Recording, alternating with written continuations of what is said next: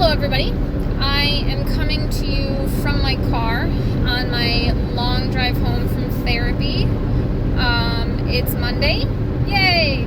So I get to drive all the way from Lombard to Rockford and Rockford to Lombard, which takes me $20 in gas. I'm just going to say that this is probably a not safe for work or safe for around kids, because the language is going to get real in this. And I do have my maps currently running, so if you see me messing around with my phone, there is construction on my way home and I have to detour. And I'm not directly trying to pay attention to the camera because I'm on the highway doing 80. So cops come get me because I am actually recording while I'm on 90. I'm not even to Elgin yet. While making this video. So I wanted to do this video for quite a long time. And I haven't had all the points addressed. I wanted to make it fancy and have my stuff written out and whatever.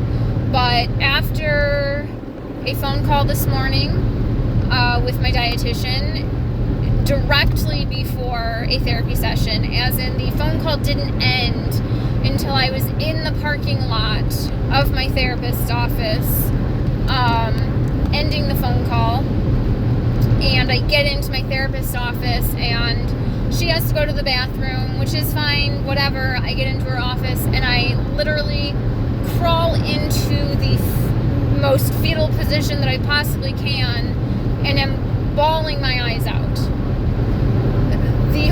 The entire hour and 10-minute ride there, I was already anxiety very high, and had taken my anxiety medication, and this phone call just blew things out of the water. So I will start my story with a year ago. I don't know if it happened this year. I didn't really pay attention after last year. My insurance company, and I will add, I am on a plan under public aid, so I am on state, federal insurance, whatever.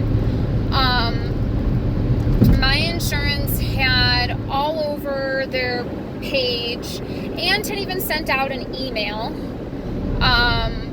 during Eating Disorder Awareness Month or Eating Disorder Awareness Week, whatever it was, that if you were dealing with an eating disorder or suspected you were dealing with an eating disorder, to call the insurance company. And I'm going to leave the insurance company left unsaid, because as of right now, they're no longer in the Medicaid plan anyways, and I have had to switch insurance companies without a choice because, they're not under Medicaid.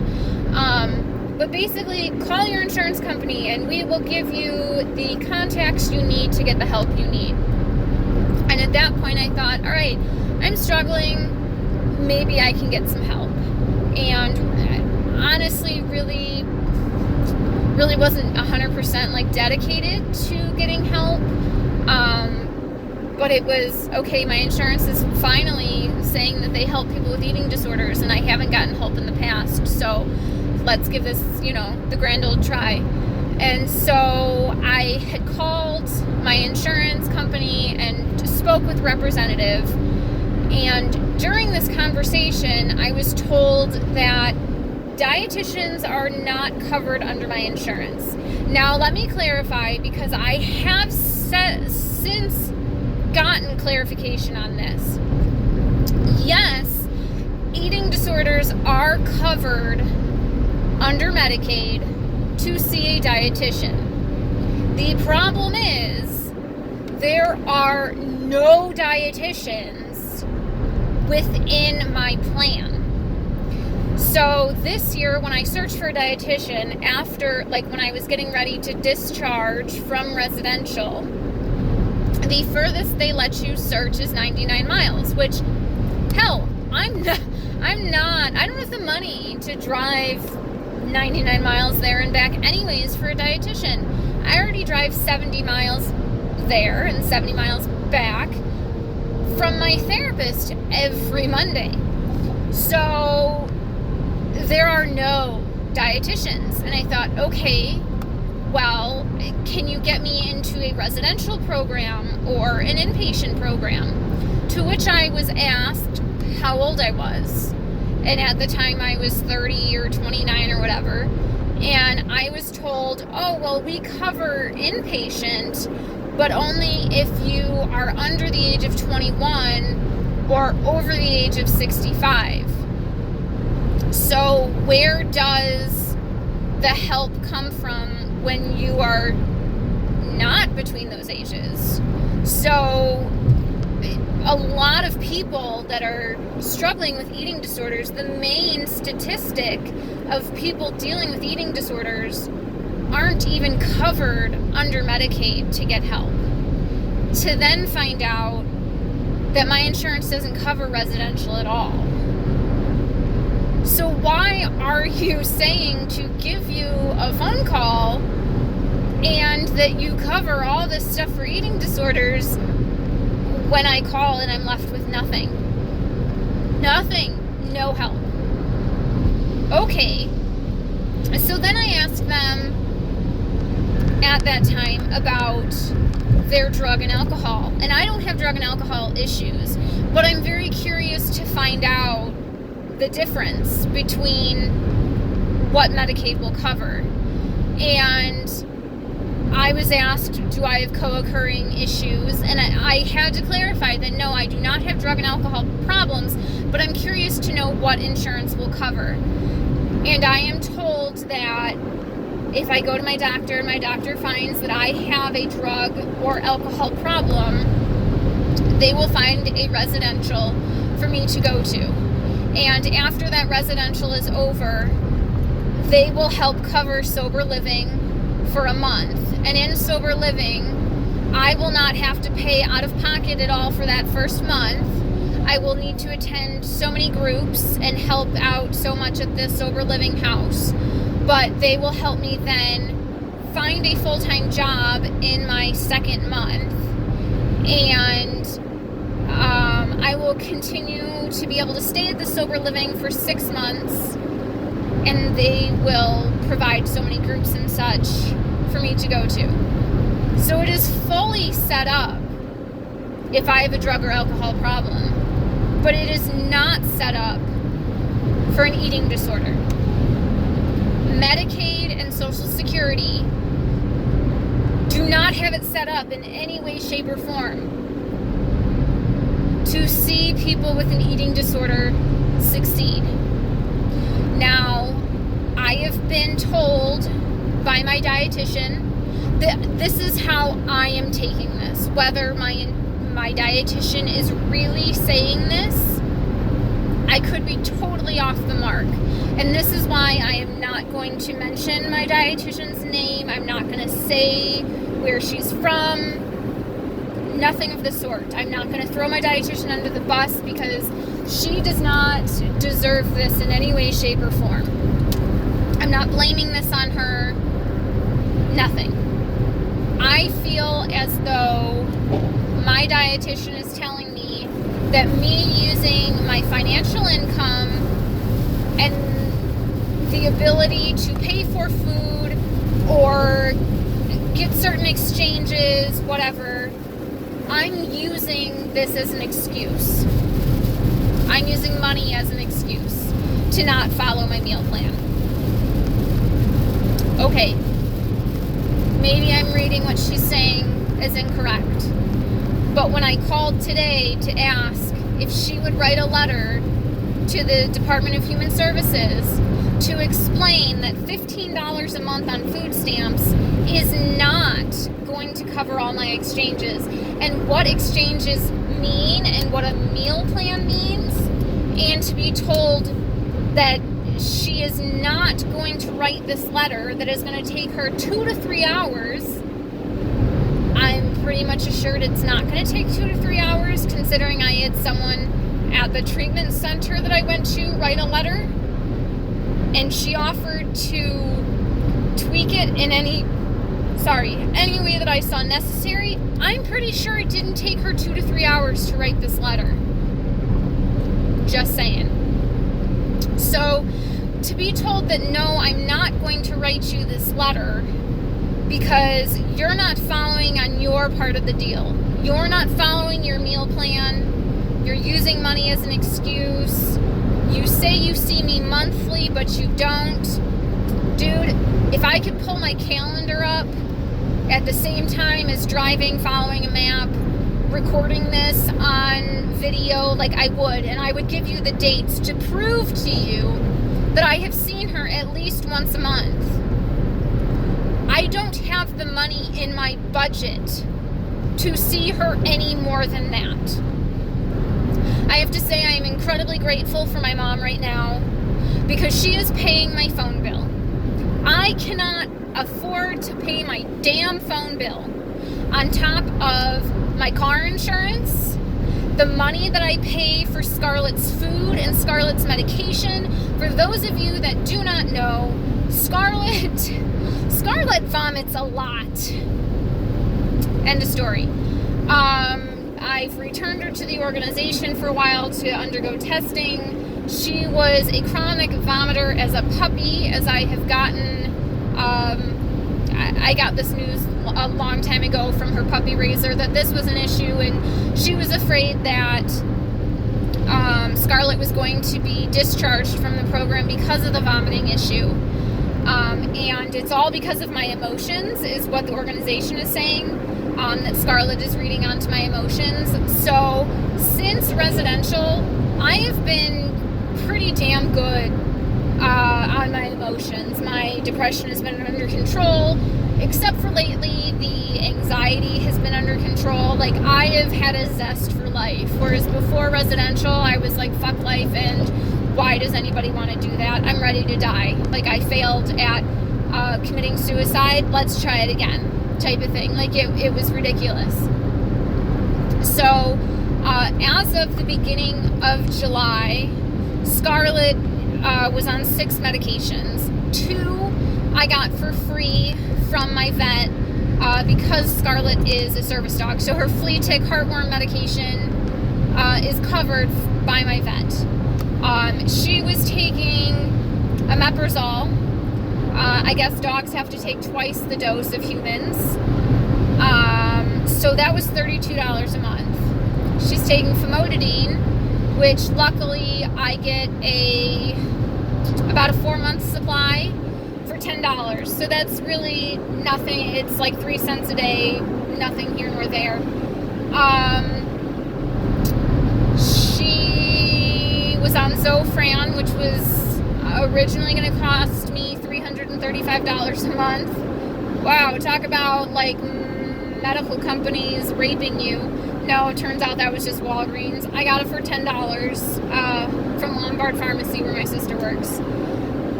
And she was also on Serenia, which is an as-needed, pretty potent, under my understanding, anti-nausea medication. And we were going through at least 2 boxes a month, which was $40. Usually the first 4 pills were vomited up because she couldn't digest them in time. And then the other 4 pills are being used. So quite a bit of money on Scarlett, which is considered medical.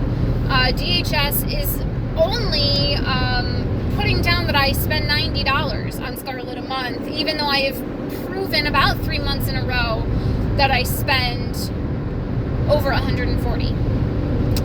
I have my out-of-pocket medications that I pay for. Insurance doesn't cover everything I take. I pay for my dietitian out of pocket. I pay for a storage unit. I pay... See, this is where I wanted my notes, because I would have everything in front of me. I am paying both where I had treatment back and where I was staying while outpatient back monthly. So basically, said and done, once I have all my bills paid, I have maybe $150 left to my name. Maybe. So this also depends. Does Scarlett have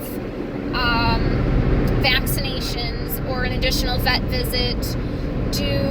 This month I had to get new glasses. My old prescription was causing severe migraines that obviously migraine medication wasn't going to cover because it wasn't a normal migraine. So I was having to cover an entire month's worth of food, as well as a dietitian, which on the only person I found so far on sliding scale is $40 a month. That's for one visit, $40. Because no one's under my insurance company. So I started I looked up food pantries in DuPage County, and because they have weird rules, I could only go to 3. And of those 3, each of them had a rule that you can only go once a month. So that's getting me approximately 7 to 9 days of extra food under some of my exchanges. I was having a really hard time finding protein. So a lot of the month I'm unfortunately going without protein. I was having trouble finding grains. And depending, fruits and vegetables. It all depended week by week. There's been a couple occasions where I've gotten to a certain food pantry early enough to see the new delivery come in, and it's quite a bit of food, and then have been the last person to go through that line. And there was only 7 of us on a one given day where I was getting my stuff and was actually told to put food back. Now, I'm the last person that went through the line. I was the first person that got there over a half an hour early. It was the last day this food pantry was open for the month, so they'd be getting more deliveries, and they had plenty of food stocked, and I was being told to put the food back. And I tried to explain, I am on a medical diet for an eating disorder, and I have so many exchanges I need to fill, and this food would be eaten. And I was still told to put it back. Dude, you need food to fucking live. Like, if you need to take a couple extra cans of food, do it. Like, I don't think food pantries should be able to say, like, no, you need to put those 2 things of green beans back and that loaf of bread. Like, the loaf of bread was due to expire in 3 days and they were going to have to throw it away anyways, but I had to put it back.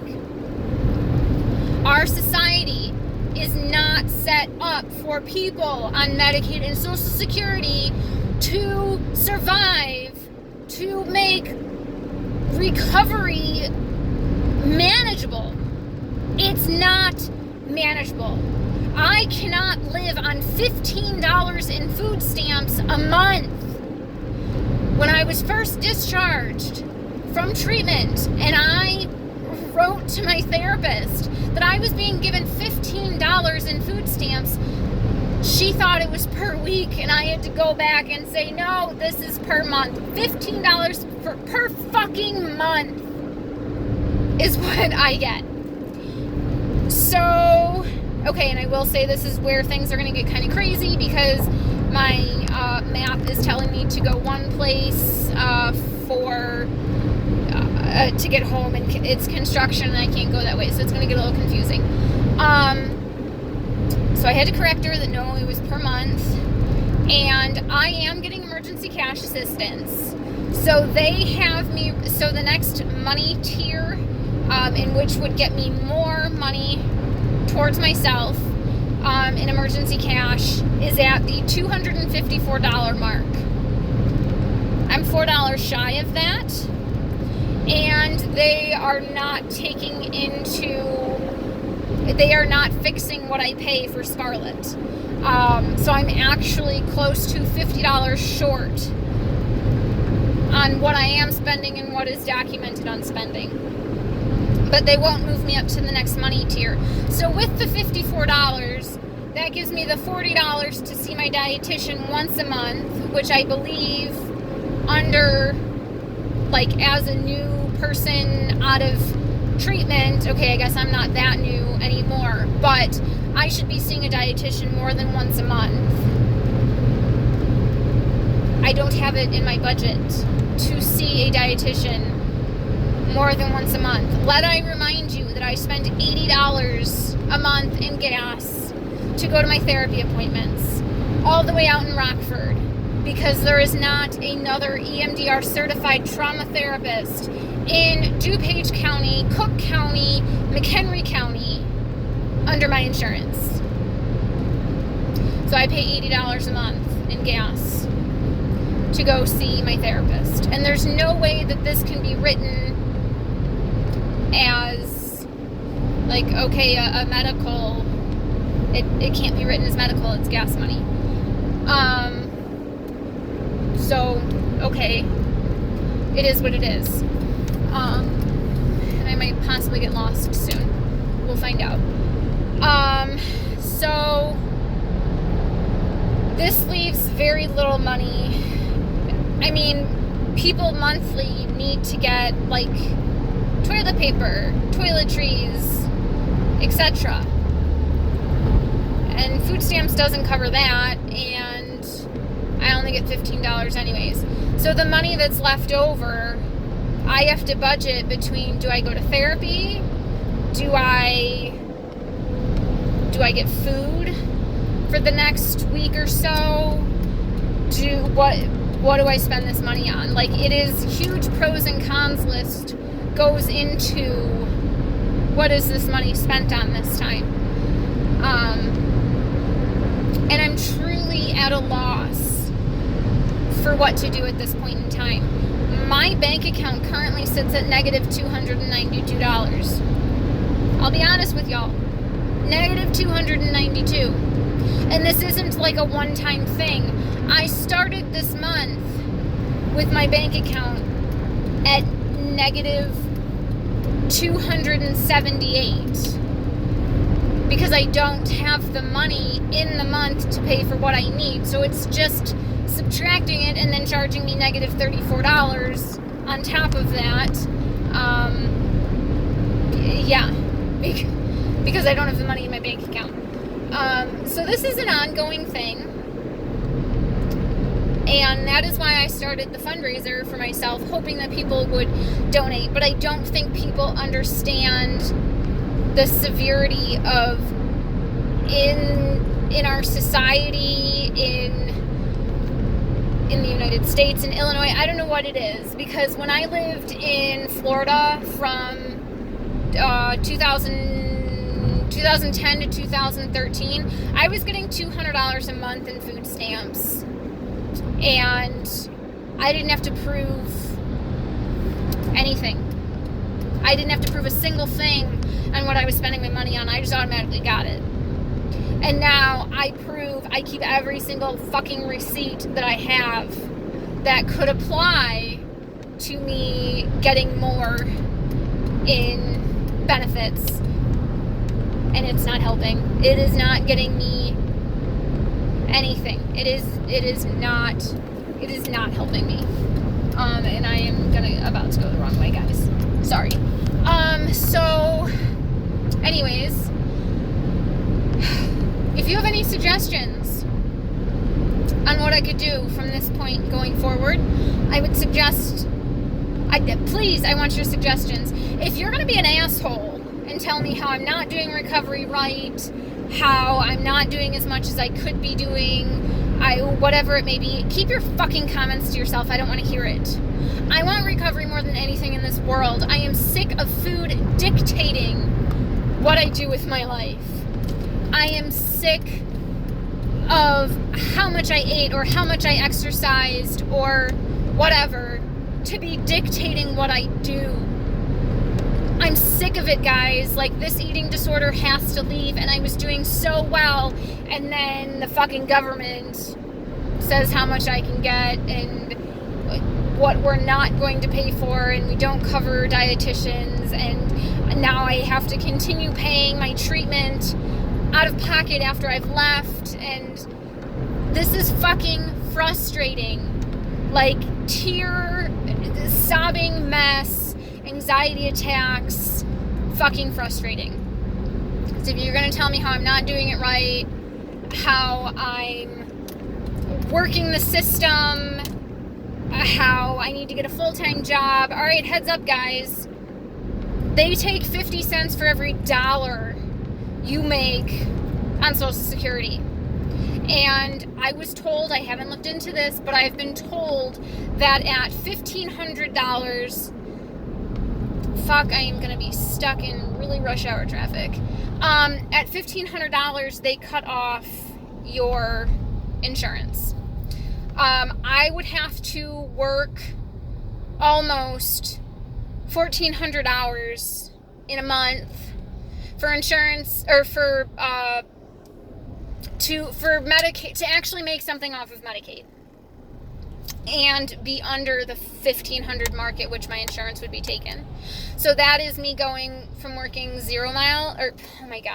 working 0 hours because I am disabled and I am currently in a flare-up.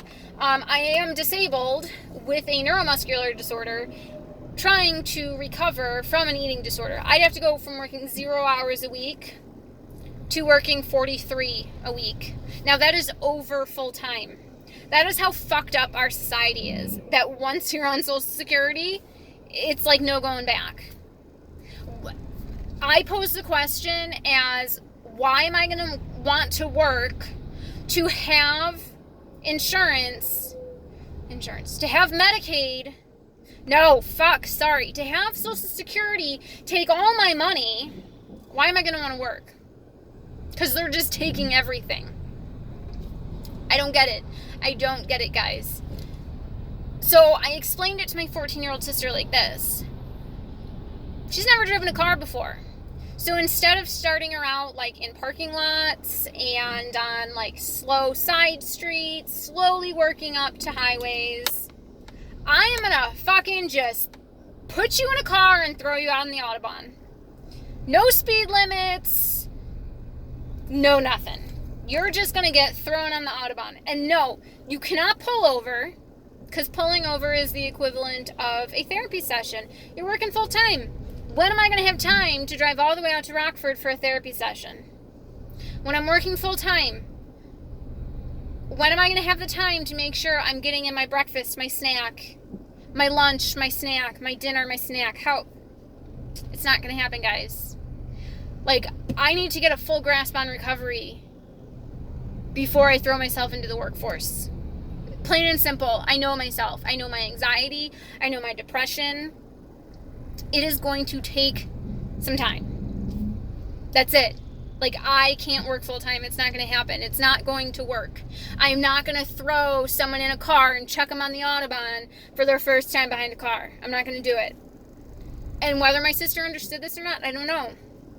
I'm not 14. I don't remember my understanding of all that shit at the age of 14. So let me just tell you that I'm struggling in recovery. And it's not because I don't want it. It's because I don't have what I need for it. Now, if you've stuck with me through this half-an-hour video, thank you. I know a lot of it has been ranting, and a lot of it has been complaining. So thank you. And I guess you kind of kept me busy on my drive home as I'm going 0 miles an hour waiting to get to an exit. But whatever.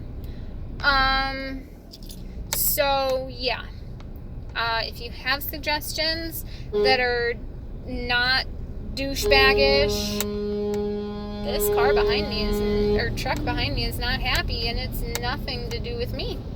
Thank God.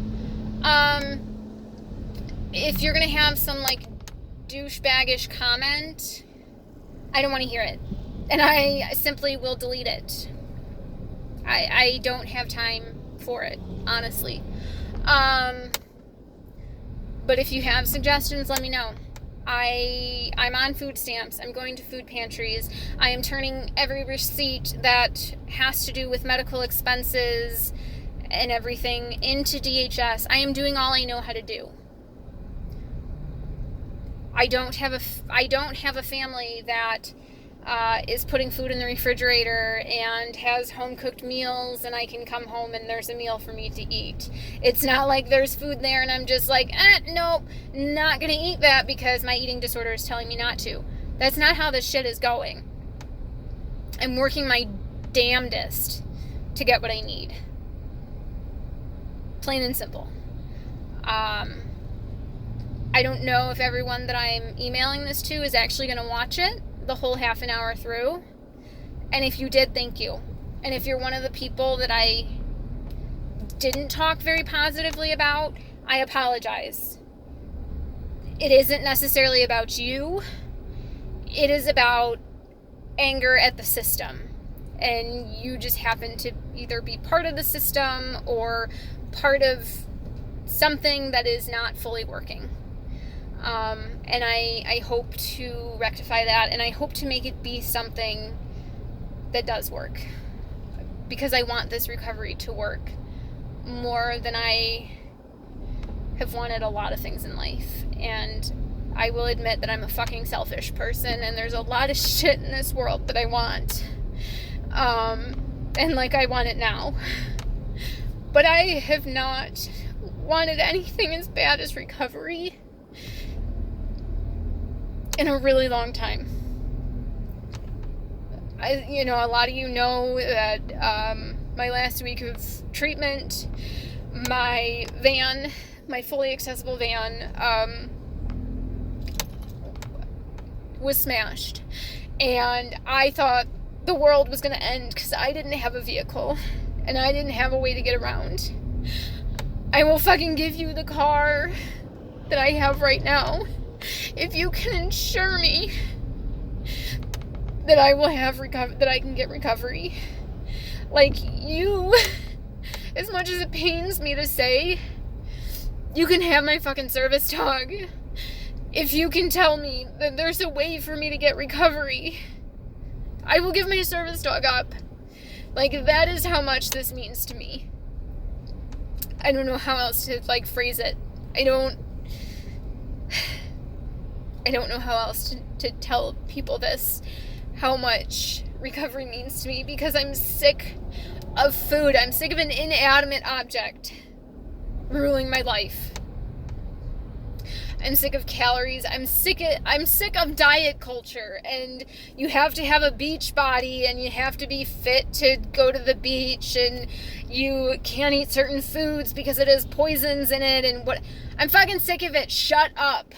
I don't want to see on your timeline that you're losing weight, and you will get an unfollow. I'm not going to unfriend you, but I'm going to unfollow that because I don't need to see that shit. I don't need to see it. I don't need anything that's going to, bring me back to the world of eating disorders, because I'm already struggling enough. And I need your help. If you know of something that's going to help that doesn't require me giving up my car or my service dog, thank you. Other than that, I don't know what to say. But I hope that this brought a little bit of understanding into your life about how recovery is not possible. At least I'm not finding a way. So after 34 minutes, I will bid you adieu. Or adieu, I don't know how you say that.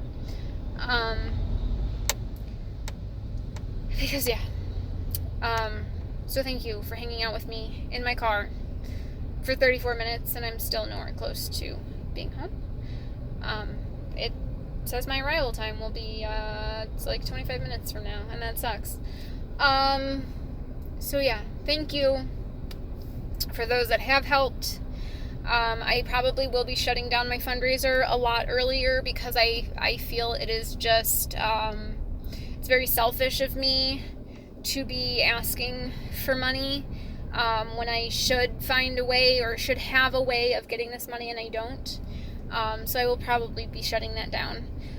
Plus, it is, PayPal is taking a certain amount when you donate, and the website is taking a certain amount, and it's not a lot, but someone donated 50 and I got like 48. Not complaining, but I'm saying there's got to be a better way where these other companies are profiting out of this, because it's already such an issue with money. So thank you for listening to this rant. I didn't mean for it to be so emotional and kind of everywhere, but like I said, after my therapy session that I had today, and after the phone call that I had on my way to therapy, I thought that this was something that really needed to be addressed, because it's fucking ridiculous, basically. So thank you for listening, and I'm gonna continue to sit in red traffic and not really moving, and I hope to have better news for you later, and that recovery's going better. So thanks. Bye.